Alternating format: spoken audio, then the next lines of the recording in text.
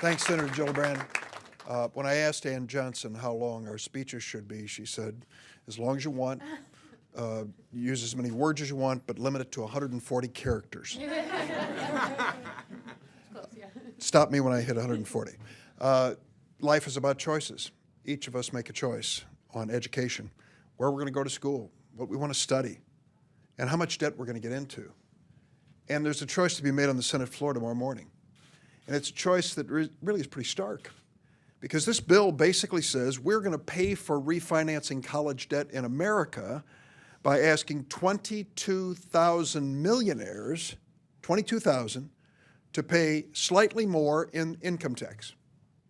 And if we get that money from 22,000 millionaires, we can help 25 million students across America and their families who are in debt. 22,000, 25 million. That's the choice tomorrow morning. And I think it's a pretty easy choice. Those people who are rich, God bless them. If they did it honestly, I love them. And I assume they did. But they ought to be thankful. They live in a great nation that has so many things to offer them so that they can continue their wealthy ways. And they ought to be willing to reach back and help that next generation up the ladder. So 22,000 millionaires, 25 million student debtors, it's a pretty easy choice for me. The second point I want to make is this. When you get a college diploma, it should open the door to opportunity, not the door to debtor's prison. Not the door to debtor's prison. And that's what's happening to too many students today. I'm not going to name the town or the college because it's a great town and a great college in my state, but I visited recently, and a recent grad, he's pretty proud he's finally got a job. It took him a while. He's making $11 an hour. Do the math, about $22,000 a year. Net take-home pay, $1,100. Student loan debt, $800 a month. How are you going to do it? You can't.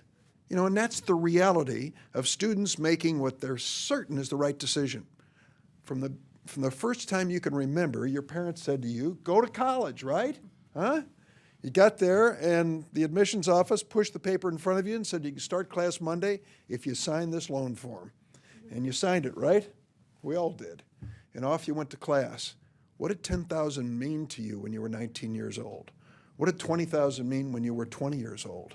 You said, I've got to get to the end here. And then it got bigger and bigger, and you just kept going saying, I've got to get a degree. I can't quit. So students find themselves so deeply in debt, their lives are compromised. They can't make the decisions they need to make. This bill is a step forward. There's more to do, but this is the first step, the right step. So we're going to make a choice tomorrow. Those of us who are here are going to choose helping college students and their families.